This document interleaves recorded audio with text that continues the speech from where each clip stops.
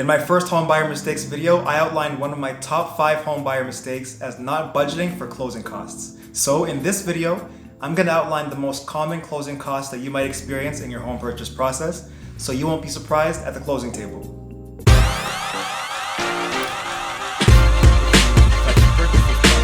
Sort of like a forced savings price over time.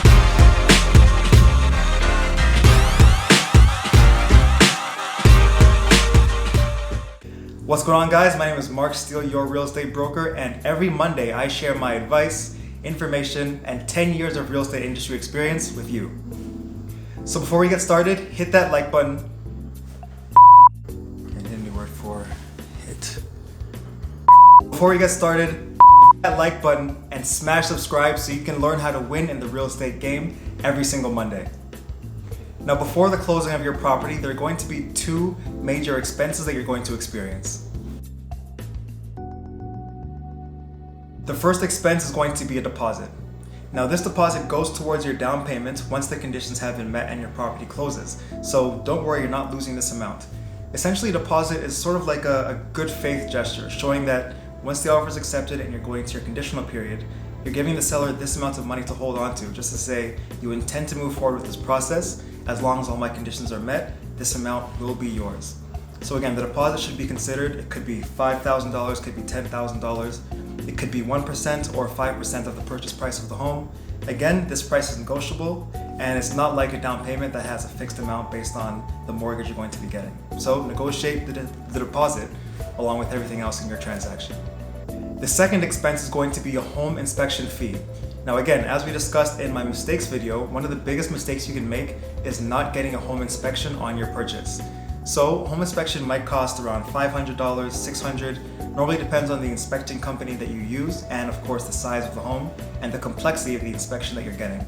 Sometimes they could just check the surfaces and of course the roof and the exterior of the property.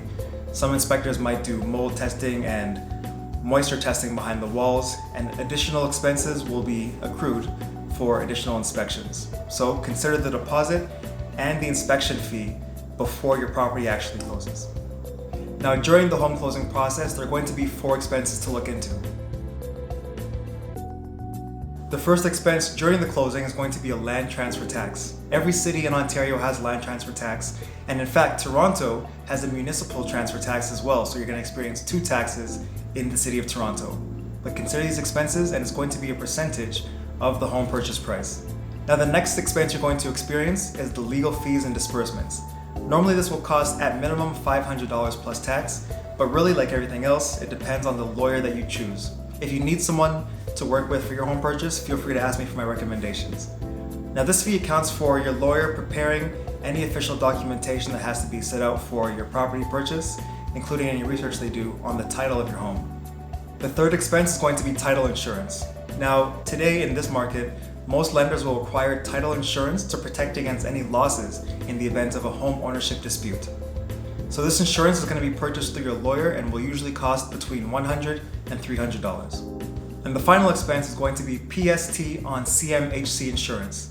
In one of my previous videos about mortgages, I briefly discussed CMHC Insurance, so I won't get into it again, but I'll leave a link to that video here. But essentially, even though CMHC Insurance is covered through your mortgage payments, the PST on that CMHC Insurance is going to be paid at the time of closing. Now, in the special case that you're buying a condominium property, like a condominium townhouse or a condo apartment, there's going to be another fee paid for something called a status certificate. Essentially, you're buying this from the condo corporation, and it usually costs around $100. They may charge a bit more if you want it to be rushed, but essentially this status certificate is going to tell you everything you need to know about the condo corporation, how the money is managed, what the money is going toward, if the condo corporation has any reserve funds for damages that have to be repaired or improvements that should be made to the building. So again, this is called a status certificate. Normally your realtor will order this for you. They may ask you to pay the cost, they may not. It just depends on who you're working with. But essentially, once you get this status certificate, you'll pass this on to your lawyer, and this will be one of the official documents that they review on your behalf. Another cost to consider during the closing process of your property is an appraisal. Now, the appraisal is often going to be paid for by the lender, and essentially what they're asking the appraiser to do is justify or estimate the value of your home. Like everything else, the appraisal fee is going to vary based on the appraiser that you or your lender chooses to use, but normally the fee will be between $250 and $300. The next expense is property insurance. Now, property insurance covers the replacement of your home and its contents in the event of any loss or damages. And like other insurance premiums you might be paying, you can either pay this monthly or annually. Another variable expense is going to be prepaid utility bills.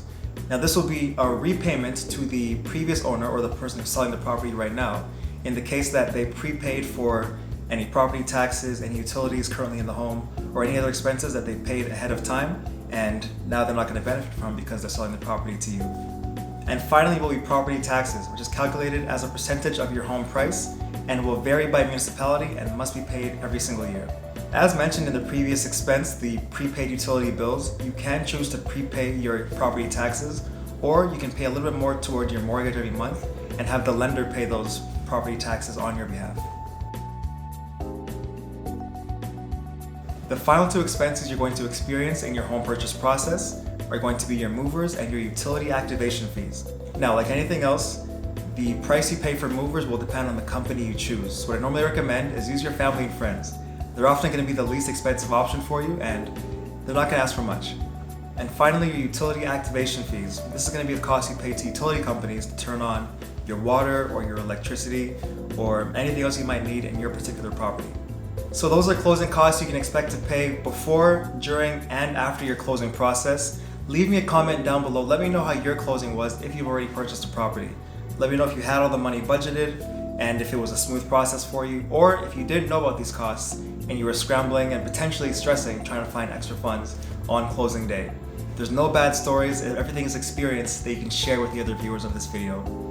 And most importantly, don't forget to hit that like button and smash subscribe to watch more of my real estate videos every single Monday. I share my information, my advice, and all of my experience with you.